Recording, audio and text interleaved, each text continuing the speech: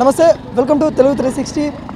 ED ఎంక్వైరీకి అయితే కేటీఆర్ గారు అయితే వెళ్ళారు. ఇక్కడ భారీ బందోబస్తు అయితే ఉంది.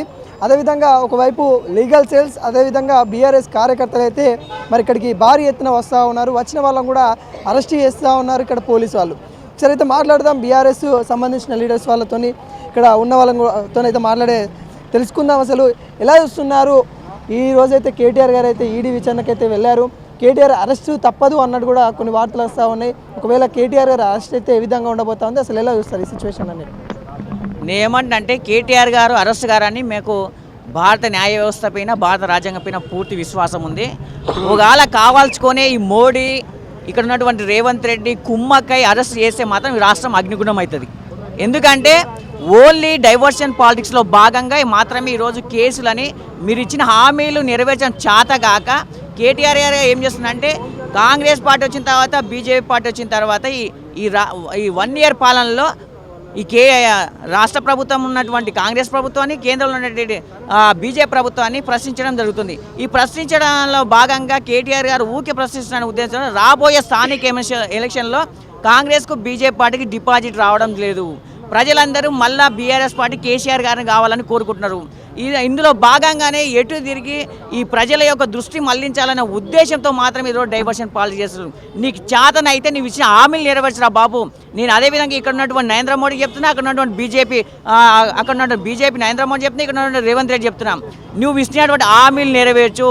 లేని పక్షంలో నీకు చేత కాకపోతే దీపోరా బాబు. అంతేగాని ఓన్లీ డైవర్షన్ పాలసీలో భాగంగా ప్రాంతీయ పార్టీల అభివృద్ధి చెందుతూ ప్రాంతీయ పార్టీలు ప్రశ్నించడం జరుగుతుందనే ఉద్దేశంతో ఇక్కడ చూడండి, భారతదేశంలో చూడండి, ఎక్కడ చూడండి, ఏ ప్రాంతీయ పార్టీ అయినా, ఇక్కడ జార్ఖండ్ తీసుకున్నానే, అక్కడ ఉన్నటువంటి కేజ్రీవాల్ తీసుకున్నాను, ఇక్కడ ఏ తమిళనాడు తీసుకున్నాను, ఎక్కడ ఉన్నటువంటి ఇక్కడ ఆంధ్రప్రదేశ్ అనే కానీ ఇక్కడ ఉన్నటువంటి తెలంగాణలో ఉన్నటువంటి బీఆర్ఎస్ పార్టీ ఎక్కడన్నా కానీ ప్రాంతీయ పార్టీలు ఎదగకుండా ఉద్దేశంతో కావాల్చుకునే తొక్కాలనే ఉద్దేశంతో చేస్తుంది. కానీ ఇందులో ఈ లొట్టపీస్ కేసు, ఈ కేసు నిలవదే. మా కేటీఆర్ గారు కడిగిన ముత్యం తీరు బయటకు వస్తారని మేము ఆశాభావం వ్యక్తం చేస్తున్నాం. ఈకార్ రేసులో ఆర్బీఐ నిబంధనలను ఉల్లంఘించి కేటీఆర్ గారు 46 కోట్ల రూపాయలు ఒక వేరే కంట్రీకి సంబంధించిన కంపెనీకి ఇచ్చారు. ఇలా తెలంగాణ సొమ్మును అలా ఇవ్వడం ఏందని కూడా ప్రశ్నిస్తూ ఉన్నారు. మరి నిజంగానే మరి అందులో కూడా తెలంగాణ వ్యక్తులు అంటే మీరు కూడా వస్తారు, మరి మీ సొమ్ము కూడా అలా దుర్వినియోగం చేయడాన్ని ఎలా చూస్తారు? నేనేమంటున్నా అంటే, తెలంగాణ ఇప్పుడు ఎవరి స్వార్థానికి ఇచ్చింది కాదు కదా. తెలంగాణ బ్రాండ్ ఇమేజ్ని పెంచాలనే ఉద్దేశంతోనే ఇప్పుడు ఇక్కడ గుర్తుపెట్టుకోండి, ఈ భారతదేశంలో ఎప్పుడు ఈ ఫార్ములా రేసింగ్ అనేది ఇక్కడ నిర్వహించలేరు. ఈ ఫార్ములా రేస్ అనేది ఓన్లీ మంచి దేశాల్లో ఒక 4-5 దేశాల్లో మాత్రం నిర్వహిస్తారు.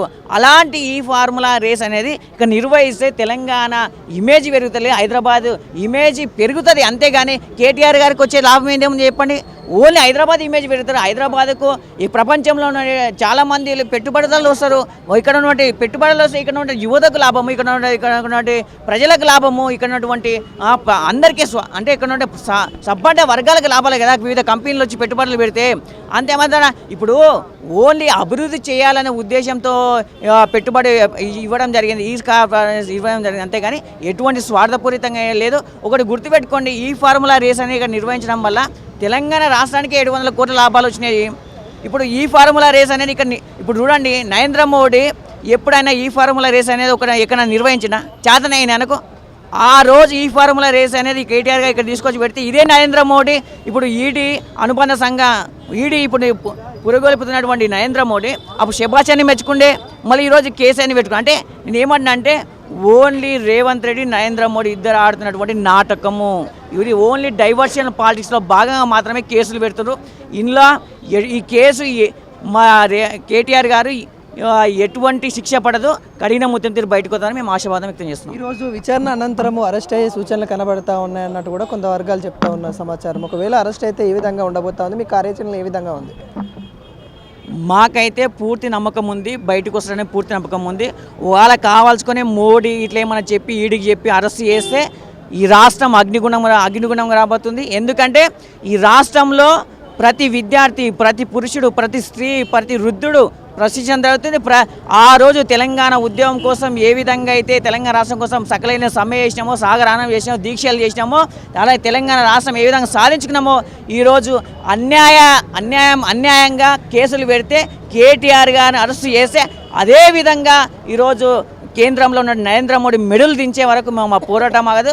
సబ్బండ వర్గాలు ఈ రోడ్ల మీదకి వచ్చి దీక్షలు ధర్నాలు చేసి భారత దేశ న్యాయ వ్యవస్థ మీద నరేంద్ర మోడీని నిటారుగా నిలబెట్టి ఆయనకు క్షమాపణ చెప్పే వరకు మేము నరేంద్ర మోడీ కేటీఆర్ గారు విడుదల అయ్యే వరకు నరేంద్ర మోడీకి ఢిల్లీని ముట్టడి సమయం మేము తెలియజేస్తున్నాం.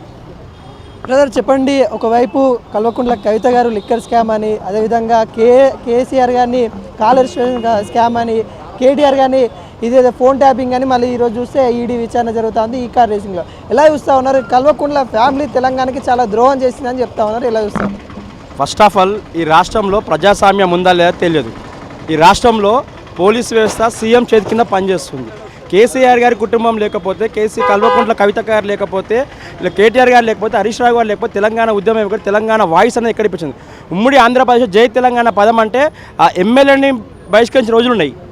చరిత్ర గుర్తు చేసుకుంటే తెలంగాణ రాష్ట్రం కేసీఆర్ గారి వల్ల వచ్చింది, కేటీఆర్ గారి వల్ల వచ్చింది. ఈరోజు తెలంగాణ రాష్ట్రం ఏర్పడ్డాక కూడా తెలంగాణ రాష్ట్రం ఐటీ హబ్గా ఏర్పడింది. తెలంగాణ సాఫ్ట్వేర్ సెక్టర్గా ఎక్కువ అభివృద్ధి చెందిందంటే కేటీఆర్ గారు కృషితోనే జరిగింది, కేసీఆర్ గారి నాయకత్వం జరిగిందని చెప్పడానికి స్పష్టమైనది ఒకటి. కవిత గారిపై లిక్కర్ కేసు పెట్టారు. లిక్కర్ కేసు పెడితే ఎక్కడ ప్రూఫ్స్ అయినా? ఇక్కడ ప్రూఫ్ అయినాయా? ఇక్కడ ప్రూఫ్ కాలేదు. కాబట్టి ఓన్లీ ఇక్కడ వీళ్ళకి వచ్చే పబ్లిక్లో వచ్చే మైలేజ్ని బట్టే వీళ్ళని ఎలాగో అనగదొక్కాలని చెప్పే తప్ప ఆకాశం మీద ఉమ్మేస్తే ఏమవుతుందో అది వాళ్ళ విఘ్నతగా వదిలేస్తున్నా, వాళ్ళ ముఖం మీద పడుతుంది. కాబట్టి కేసీఆర్ గారు విమర్శ చేస్తే అది వాళ్ళకే తాకుతుందని చెప్పి క్లియర్గా ఓపెన్ చెప్తున్నా. ఈడీ కేసు, ఈ ఫార్మా కేసులో మా కేటీఆర్ గారు నయా పైసా తీసుకోలేదన్నాడు. నీకు దమ్ముంటే చర్చకు వస్తావా? నీ ఇంటికి రమ్మంటా చెప్పు, కూర్చుందా మాడతామన్నావు. అసెంబ్లీలో నువ్వు ఎందుకు దానిపైన ఒక రోజు సమావేశం పెట్టలేదు? అంటే మా కేటీఆర్ గారు తప్పు చేయలేదు, వాళ్ళు మాట్లాడితే మన కేటీఆర్ గారు నిజాలు మాట్లాడితే వాళ్ళ ముఖం తెల్లబడతాని చెప్పి మాట్లాడలేకపోయారు అసెంబ్లీ సమావేశంలో. ఇలా మొన్నటికి మొన్న ఏసీబీ అన్నారు. ఏసీబీ వచ్చే బొచ్చు కూడా ఏం బిక్కలేకపోయింది. ఈడీ కేసు లేదు, బోడీ కేసు లేదు. ఈరోజు చోటాబాయ్ బడేబాయ్ దోనో మిల్కే కేసు లాగేత ఉత్తాయి. చోటాబాయ్ బడాబాయ్ అంటే చోటాబాయ్ ఇక్కడ రాష్ట్రంలో రేవంత్ రెడ్డి, బడాబాయ్ నరేంద్ర మోడీ గారు. కేవలం ఈ రాష్ట్రంలో బీఆర్ఎస్ పార్టీని లేకుండా వేయాలని చెప్పేసి ఇద్దరుగా కలుసుకున్న కుమ్ముకులాటలో తప్ప ఇంకొకటి ఎటువంటి ఆలోచన లేదు.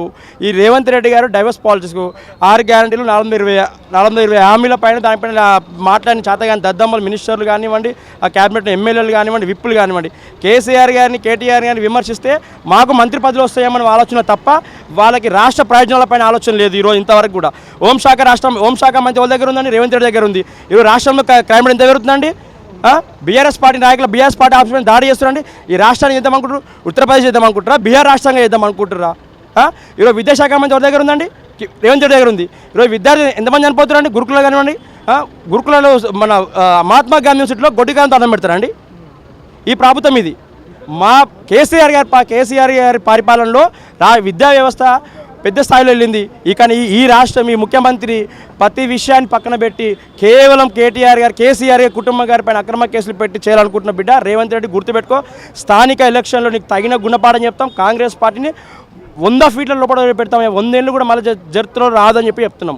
ఈ రేవంత్ రెడ్డి ఎప్పటికైనా బీజేపీలో పార్టీ రేవంత్ రెడ్డి తప్ప మళ్ళీ కాంగ్రెస్ ఉండే పార్టీ కాదు. ఓటుకు నోటు రేపు మాప ఆ కేసు పైన దాన్ని ఢిల్లీకి పోతుంది. కేవలం రాహుల్ గాంధీ కలవడం కాదు, మోడీ గారితో అమిత్ షాతో చీకటి ఒప్పందంతో నా ఓటు కేసుని తొలగించేదాన్ని కొట్టేసే ప్రయత్నం తప్ప ఇంకోటి ఏం లేదు. ఇక్కడ క్లియర్గా చెప్తున్నాం. ఇక్కడ చాలా క్లియర్గా లక్షల రైతుల విషయం కానివ్వండి, గురుకుల విద్యార్థుల విషయం కానీ, రైతు బంధు కానివ్వండి, రైతు రుణమాఫీ కానీ ఎటువంటి ఇంతవరకు లేదు. కాబట్టి ఈడీ బోడీ ఎటువంటి ఏం చేయలేదు. చోటమియా బడేమయ్య కేటీఆర్కు కుజుబినే కసక్తే. ఇంకోటి, కేటీఆర్కి అరెస్ట్ భయం చుట్టుకుంది, అందుకే లాయర్లను వెనువెంట పెట్టుకొని తిరుగుతూ ఉన్నాడు. ఇంట్లో ఉన్నా కానీ లాయర్లతోనే తిరుగుతూ ఉన్నారు. మొన్న ఏసీబీ ఎంక్వైరీకి వెళ్ళినప్పుడు కూడా లాయర్లను తీసుకొని వెళ్ళారు అని అంటా ఉన్నారు. ఎలా చూస్తారు? గతంలో రేవంత్ రెడ్డి గారు కూడా ఓటుకు నోటు కేసు దొరికినప్పుడు లాయర్లతో వేయండా, లీడర్లతో వేయండా? ఆనాటు లీడర్లతో వేయండా, నాయర్లతో వేయండా, ఆ ప్రభుత్వ అధికారులతో వేయండా? మాకు న్యాయస్థానమైన గౌరవం ఉంది కాబట్టి మా లాయర్లను తీసుకోవతాను, మా పార్టీ లీగల్స్ లాయర్లను తీసుకోవతాను చెప్పిన, మా లీడర్లను తీసుకోవతాను చెప్పలే కదా, మా పార్టీ ఎమ్మెల్యేలను తీసుకోవతాను చెప్పలే కదా. కాబట్టి లాయర్లను తీసుకోవద్దు. లాయర్లు అనుమతించకపోయినా మాకు న్యాయ వ్యవస్థమైన అపరూపమైన నమ్మకం ఉన్నది. ఈ రాష్ట్రంలో ప్రజాస్వామ్యం లేదని చెప్తున్నాం. కాకపోతే ప్రజాస్వామ్యంపై నమ్మకం ఉన్నది, కానీ ఈ రాష్ట్రంలో ప్రజాస్వామ్యం లేకుండా నడుస్తుంది. లాయర్లతోనే వెళ్తాం, బాజాప్తాగా వెళ్తాం. ఒక పౌరుడిగా ఒక విచారణకి వెళ్ళేటప్పుడు లాయర్లు తీసుకోవడం సుప్రీంకోర్టు గైడ్లైన్సే ఉంది కదా. కాబట్టి ఆ గైడ్లైన్స్ మేము ఫాలో అవుతున్నాం. మా కేటీఆర్ గారు కడిగిన ఆనిముత్యం లెక్క బయటకు వస్తాడు. ఒకవేళ ఇలా అరెస్ట్ అయితే ఏ విధంగా ఉండబోతాం? మీ కార్యాచరణ ఏమన్నా రూపొందించారు మీ అధినేత? కేటీఆర్ గారిని అరెస్ట్ చేస్తే హైదరాబాద్ కాదు తెలంగాణ రాష్ట్రం అగ్నిగుండం అవుతుంది. ఫస్ట్ ఆఫ్ ఆల్ ఎవ్వరు కూడా ఊకోరు. ఎందుకు ఊకుంటారండి? ఐటీ సెక్టర్ కానీ కేటీఆర్ ఏమని చేసిండు? ఐటీ సెక్టర్ తెచ్చిన కేసు చేస్తారా? హైదరాబాద్లో ఫ్లైఓవర్ ఘటనకు కేసు చేస్తారా? కాళేశ్వరం ఘటనకు కేసు చేస్తారా? అంటే 2,200 పెంచిన 2,000 వేసినందుకు కేసులు చేస్తారా? రైతు బంధు ఇచ్చినందుకు కేసు చేస్తారా? జైలు పంపిస్తారా? రైతులే స్వచ్ఛందంగా బయటకు వస్తారు, యువకులే బయటకు వస్తారు. కాబట్టి రాష్ట్రం అల్లకొల్లం అవుతుంది. రేవంత్ రెడ్డి ఇల్లు ముట్టడిస్తాం, భౌతిక దాడి కూడా సిద్ధంగా ఉంటాం. అంటే మీరు ఏవి ఆరోపణలు చేయలేదని మీరు అంటా ఉన్నారు. ఒకవైపు సుప్రీంకోర్టు, హైకోర్టు కూడా వీళ్ళైతే స్టే కోసం వేసిన విచారణ చేపట్టాలని కూడా స్టే ఇవ్వడం అయితే జరిగింది. వాటిని కూడా కొట్టేస్తే పూర్తి స్థాయిలో ఎలా చూస్తారు? మంచి క్వశ్చన్ అడిగారు బ్రదర్. కొట్టేసిన దానికి విత్డ్రా దానికి తేడా దద్దమ్మ నాయకులు వాళ్ళు. మా లాయర్ ఏం చెప్పారు? మేము వేసుకున్న పిటిషన్ని మేమే విత్డ్రా చేసుకున్నాం అనుకున్నాం. వీళ్ళేమనుకుంటాం కాంగ్రెస్ డప్పు కొట్టుకున్న కాంగ్రెస్ నాయకులు, బజనేష్ నాయకులు కొట్టేశారు అంటారు. అరే నాయన, నీకు చదువుకోకపోతే అవగాహన లేకపోతే మీరు ఎమ్మెల్యే నాకైతే తెలియదు, కానీ రాజ్యాంగం పైన మీరు రాజ్యాంగబద్ధంగా ఉన్న ఒక పెద్ద వ్యవస్థ మన సుప్రీంకోర్టు ఏదైతున్నదో అందులో క్లియర్గా మెన్షన్ చేసి ఉంది, మేము విత్డ్రా చేసుకుంటున్నామని చెప్పింది. అంటే ఈ సోయిలేని చిట్టినాయుడు కానీ వాళ్ళు ఉన్న ఎమ్మెల్యేల మంత్రులు కూడా క్లియర్గా చెప్తున్నా, విత్డ్రాకు కొట్టివేసిన దానికి తేడా ఫస్ట్ తెలుసుకోండి, తర్వాత మీరు మాట్లాడండి.